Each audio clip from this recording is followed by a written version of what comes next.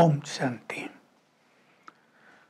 श्रीमद् भगवत गीता आध्यात्मिक ज्ञान का एक सार गर्भित ग्रंथ है, जिसमें चीजों को न उलझाकर सीधा सीधा ज्ञान दे दिया गया है।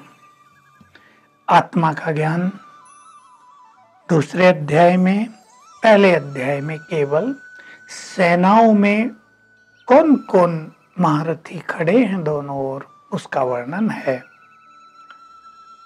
और उसके बाद अर्जुन श्री कृष्ण को कहता है कि मेरा रथ दोनों सेनाओं के बीच में ले चलो, ताकि मैं देख सकूं मुझे किन किन से युद्ध करना है। और वहां जाकर उसे मोह उत्पन्न हो गया कि मैं भीष्म पिता में गुरु द्रोणाचार्य पर वाण कैसे चलाऊंगा। उसे शौक हो गया, मैं युद्ध नहीं करूंगा। इस युद्ध करने से तो सन्यासी बनकर भीख मांगकर भोजन खाना अच्छा है। मैं ये लहूलुहान करने का काम नहीं करूंगा। तब भगवान उसे समझाते हैं। अब देखिए, यही गीता का दूसरा अध्याय यहाँ से शुरू होता है। तुम कौन हो? ये सब कौन है जो सामने खड़े हैं? जिन शरीरों को तुम देख रहे हो, ये शरीर न इनके जन्म से पहले थे न बाद में रहेंगे। ये सभी तो अविनाशी आत्माएं हैं, चैतन्य आत्माएं हैं। और आत्मा कभी मरती नहीं। आत्मा को न अग्नि जला सकती, वो देह जलता है चिता में, न जल भिगो सकता, न वायु सुखा सकती। आत्मा एक सूक्ष्म शक्ति है जो शरीर को चलाती है। मृत्यु देह रूपी वस्त्र को त्याग करने का ही नाम है। आत्मा एक वस्त्र छोड़कर दूसरा वस्त्र धारण कर लेती है। बस आत्मा की यात्रा सदा ही चलती रहती है। इसलिए तू शोक मत कर। सभी आत्माएं हैं, तू किसी को मार नहीं रहा, क्योंकि आत्मा को मारा नहीं जा सकता है। ये तो शरीर मरते हैं। तुम्हारा नाता शरीरों से नहीं, आत्माओं से है। तो देखिए, ये ज्ञान जो बहुत सूक्ष्म है और बड़ा संक्षेप में स्पष्ट है कि हम ये देह नहीं हैं, हम आत्माएं हैं। इसलिए किसी की मृत्यु पर शोक करना उचित नहीं है। तो आजकल बहुत बड़ा दुख, ये एक बहुत बड़ी समस्या संसार में है। किसी का कोई प्रियजन शरीर छोड़ता है तो सभी बहुत दुखी हो जाते हैं। दुखी तो पहले भी होते थे, लेकिन आजकल कुछ दूसरा हो रहा है। मन पर एक गहरा बुरा इफेक्ट। बहुत लोगों को मैंने देखा, युवकों को, उनके पिताजी की मृत्यु हो गई। अब उसकी बेड खाली है, वो उनके साथ सोता था। अब रात को देखता रहता है पिताजी है नहीं, और सोचते सोचते उसको डिप्रेशन हो गया है। मैंने उसको बहुत समझाया कि पिताजी हैं नहीं, ये तो तुम्हें पता ही है ना। वो यहाँ के सोएंगे नहीं, ये भी तुम्हें पता है। वो आत्मा थी, ये भी तुम्हें पता है। आत्मा ने देह छोड़ा है, दूसरा देह लिया, ये भी तुम्हें पता है। शोक क्यों?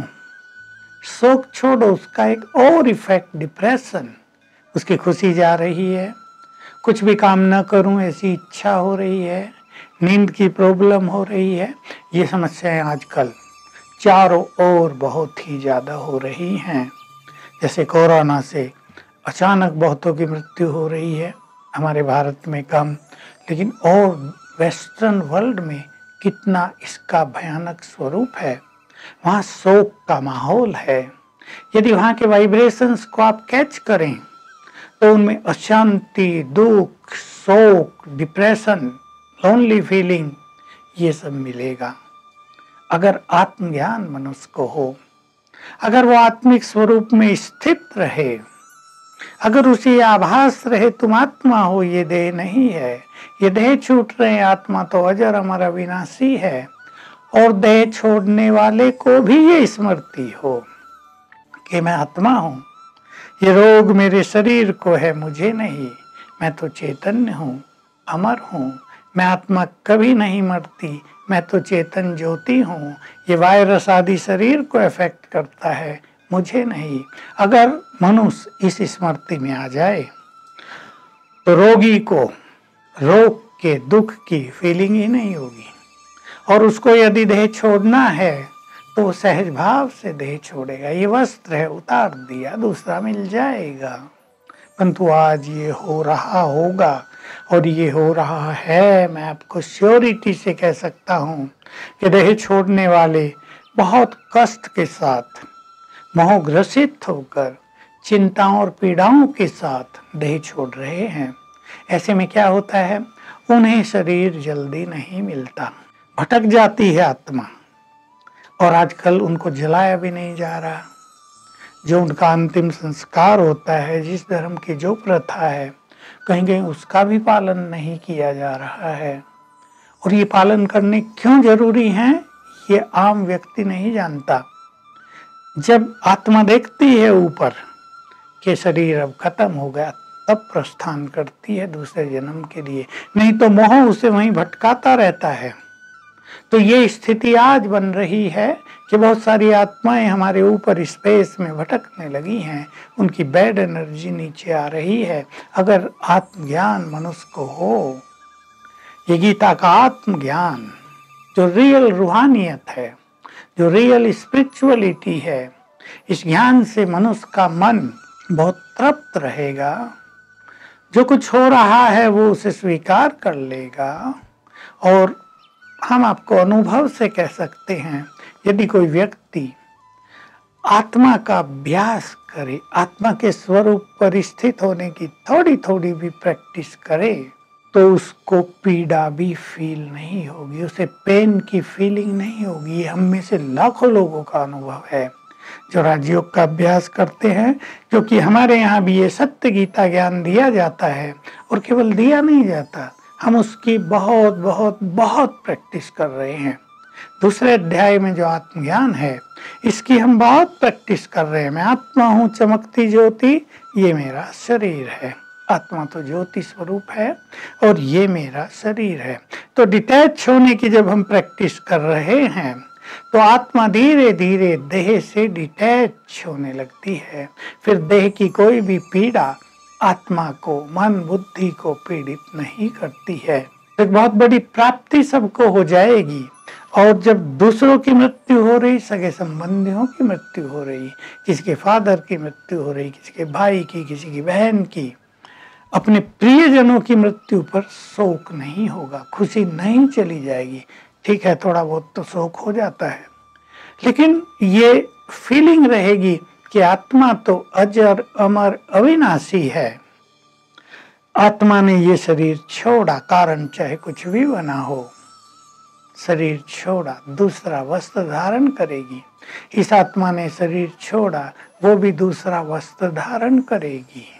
वैसे भी जिसको आत्मज्ञान न हो, वहां भी भगवान ने समझाया है कि देखिए, यदि आपको आत्मा के ज्ञान में विश्वास नहीं भी है, तो आपको ये बात तो जाननी ही चाहिए। और जो आप रोज देख रहे हैं, जिसका जन्म हुआ उसकी मृत्यु अवश्य होगी, जिसकी मृत्यु हो रही है उसका जन्म भी हुआ था और फिर हो जाएगा। तो जन्म मृत्यु का खेल, ये चक्र चल रहा है, ये कभी समाप्त नहीं होता। ये अविनाशी चक्र है। तो जिसका जन्म हुआ है उसकी मृत्यु भी निश्चित है, और मृत्यु का एक निश्चित काल है। मृत्यु ऐसे नहीं बिना कारण के ही हो रही है, उसका एक निश्चित काल है। इसलिए एक ज्ञानी व्यक्ति, जिसको ये सब ज्ञान हो, किसी की मृत्यु पर शोक नहीं करता है। तो हम सभी इस आत्मज्ञान को ले लें, इसको पहचानें। और आजकल जो लॉकडाउन का समय है, यदि आप हर घंटे में 1-2 बार ये अभ्यास करेंगे, मैं आत्मा यहाँ चमकती हुई ज्योति हूँ। आगे गीता में ये बात आई है कि दोनों प्रकृतियों के बीच में ध्यान को एकाग्र करो आत्मा पर। तो अगर आप हर घंटे में 2-3 बार ये अभ्यास करेंगे, मैं यहाँ चमकती हुई ज्योति हूँ, ये मेरा शरीर है, मैं पीसफुल हूँ, तो आपको गहन शांति की अनुभूति होगी और आपका समय आनंदकारी हो जाएगा। आपको समय पास करना भारी नहीं लगेगा।